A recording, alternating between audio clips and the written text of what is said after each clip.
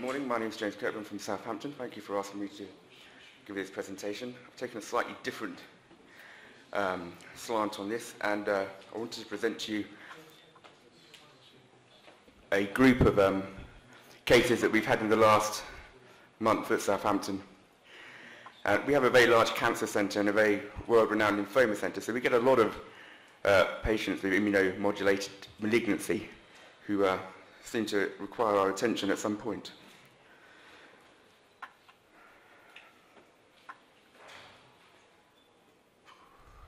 I'm going to use a computer.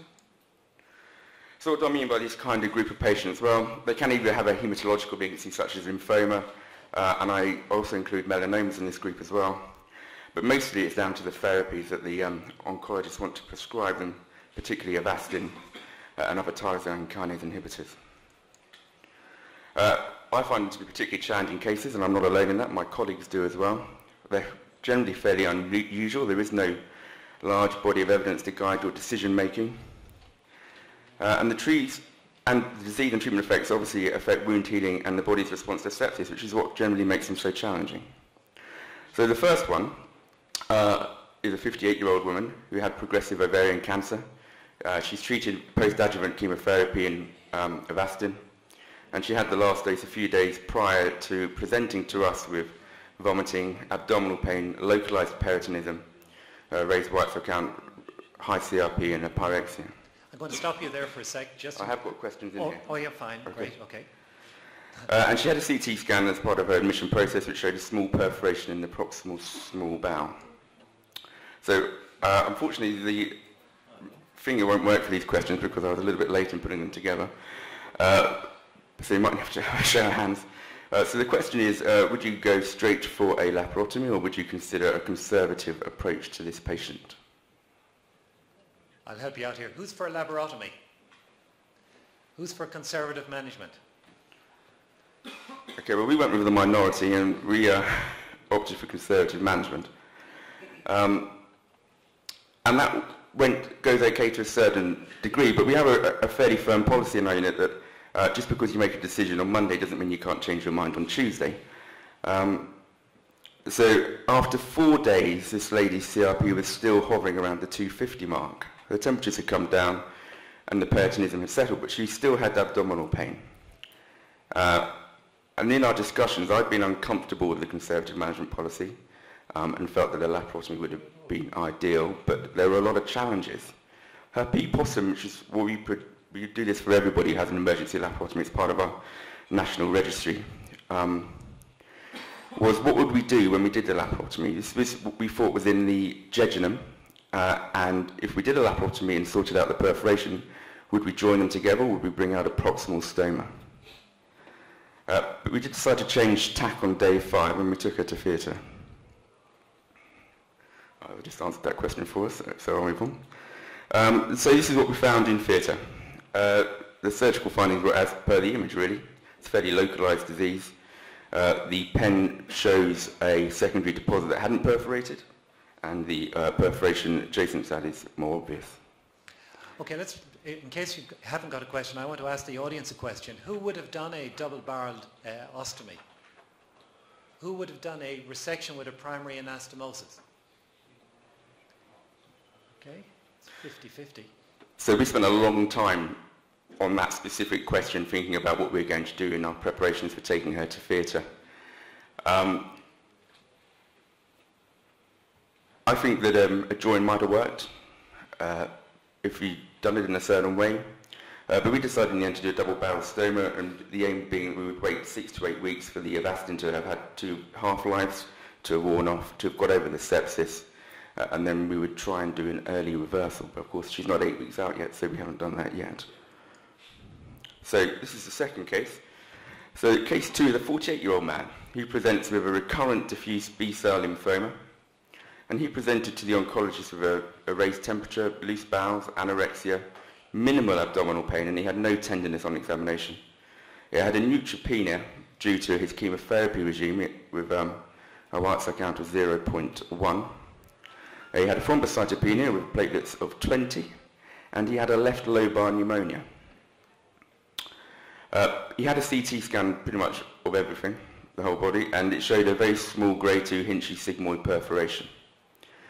And so the question that we were asked was, did we want to operate on him, and what should we do about his tummy?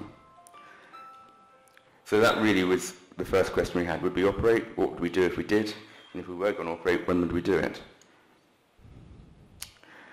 So a quick question here, what might be a relevant treatment plan for this man? Okay, let's poll the audience. Who's going to operate on this patient?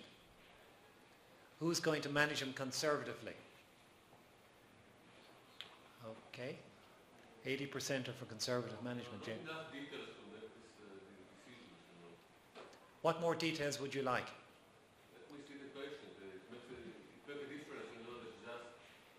James, can you tell us? I can tell you what he's like. He's in a neutropenic sepsis isolation room. He's got a soft, non-tender abdomen on examination, but he is septic. And he does have a pneumonia, which has been treated for the last 5 days with the relevant antibiotics from cultures. So the question is really, was that normally a normal person who came in with a grade 2 Hinchy sigmoid perforation, you could leave to manage conservatively, but in this gentleman, would his body be able to perform the normal kind of response to allow you to manage him conservatively, or was he never going to heal that perforation, and was he eventually going to get more and more septic as the disease progressed, and should we be doing something now to stop that from happening? Which is where the 4 treatment options sort of originated from in our mind. We elected to take him to theatre, and we did one of these. Oh, okay.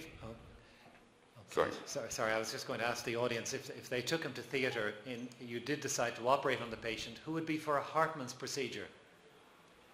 Who would be for a primary anastomosis with a covering stoma? Okay, I think everyone's Hartmann. Okay, that's good, because actually what we did was the last one, the washout and defunction. He had a laparoscopic operation. He had a P-possum on this occasion of 63%.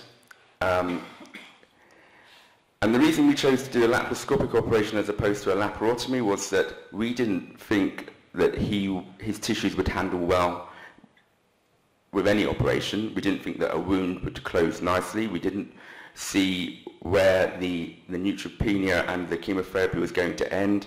The intention of the oncologist was that he needed urgent chemotherapy to treat his recurrent B-cell lymphoma. And we were worried about making big incisions and doing lots of dissection. So we opted to do a washout. We don't normally wash out perforated sigmoids because we don't find it works that well. But we washed him out, we drained it, and we performed a defunctioning colostomy in the hopes that that might settle him down. It's 3 weeks since we did that now, and he's on the ward. He's not in a neutropenic sepsis cubicle anymore. He's making good but slow progress, and he's due to restart his chemotherapy soon. James, can I ask the audience, who would have performed a colostomy? I'm going to ask the question is, would you have gone for a laparoscopic colostomy or a laparoscopic ileostomy in this? So my question is, who would have gone with a colostomy as was done here? Who would have gone with an ileostomy? Okay. Why not do a laparoscopic Hartmann on this? Because of his platelet count, which was only being corrected by us giving him lots of platelets, his neutropenic sepsis, the tissues we thought would fall apart, so we wanted to do minimal dissection, which is why we didn't consider the Hartmann's. If in operation you see a large hole or something like that, I understand. But if you don't see it, as in many other cases, you don't see a large hole, why you just not do a washout, leave drains, and don't do any diversion? Why so open at all? Yeah. To reduce the burden of patient had Hinchy type 2, maybe they didn't have any infant fluid collection. This is Hinchy type 2. So one don't really conserve what is the reason to do laparoscopy just to leave drain? wash out and break. Well, that's not for Hinchy type 2. They do it for Hinchy type 3, maybe. That was part of my question. Actually, this is Hinchy 2, so it's a localized abscess. Is that correct? Yeah, so, the CT does, it kind of showed, obviously it's only one slice of So many. actually, the indication for a washout is questionable. And did you consider doing a puncture, a percutaneous drainage of the abscess and conservative treatment with the percutaneous drainage? Yeah, we did, but actually there wasn't a defined abscess because he can't make an abscess.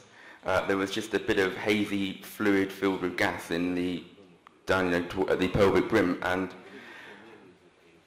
we didn't think that was going to work by itself. We thought the best thing would be to actually look at it, see it, wash it out, drain it, and then defunction him so that it wasn't being used in the hopes that might provide the best method of its sealing.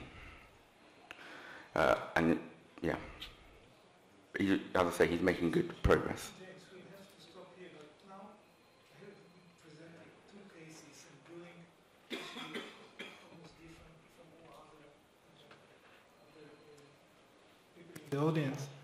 What is your actually guidelines? Well, I was hoping we might discuss that. The last case is only one slide.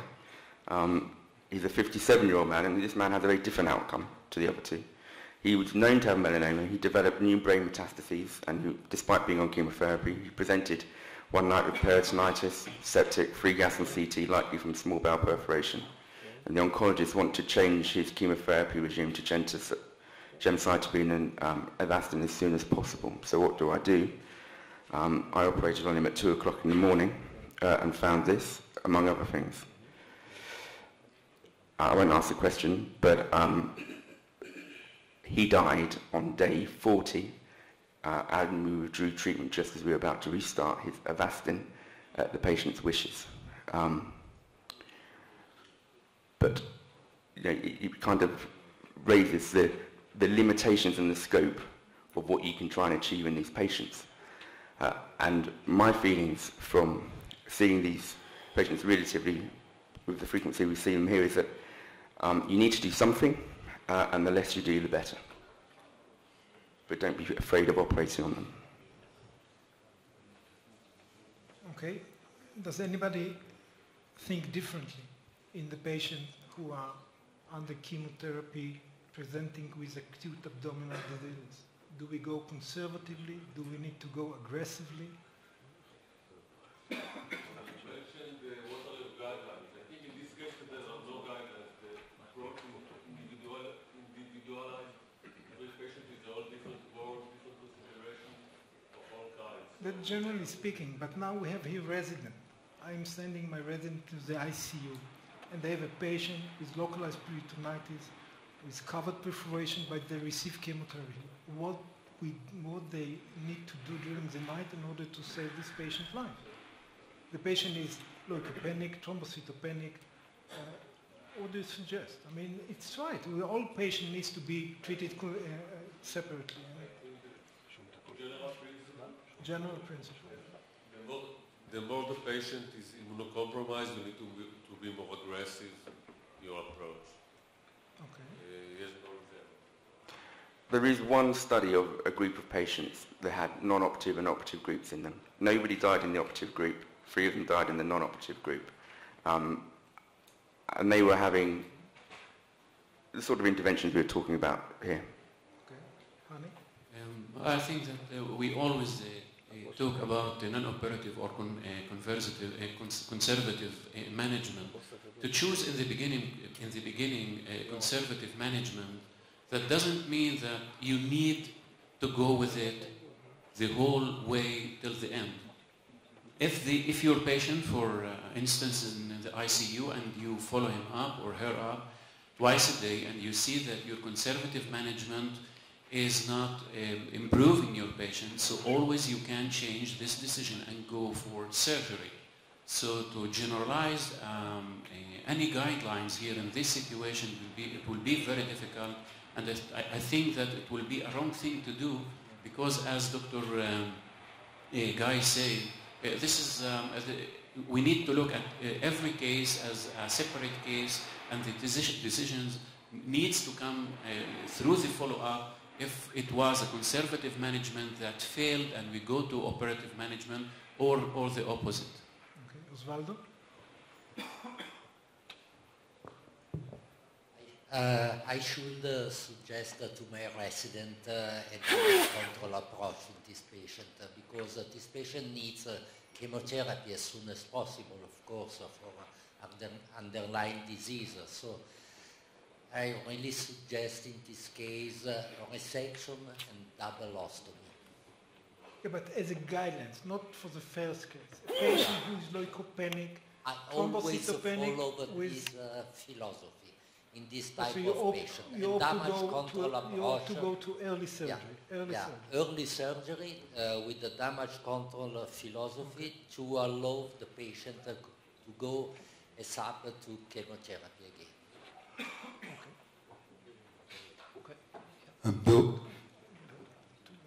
Bill Schechter from San Francisco. Thank you for the presentations. I think in my approach, I always step back and ask myself, what are the goals of therapy? Are we in a palliative situation, or are we in a potentially curative situation? So that's step one. Step two, I always try, if possible, to involve the patient in the decision, although I recognize that many times they're so sick that they can't have a meaningful involvement, but sometimes they can. And based on my experience with these patients, I just use basic surgical principles, and the idea that you're going to continue with chemotherapy with a hole in the GI tract and have a good outcome, I think, is naive. Thank you. Thank you. You're on the last remark. Two things. First of all, I think we should abandon the phrase conservative treatment, because sometimes the conservative approach is to operate. I think we should stick to non-operative and operative. I think the whole thing in acute care surgery, septic acute care surgery, is equilibrium between the defense mechanism and the attack on the immune system. And I think we should be more aggressive if the immune system is weaker. The defense is weaker, we should be more aggressive. Because the signs of the septic are shut down as well. Thank you very much.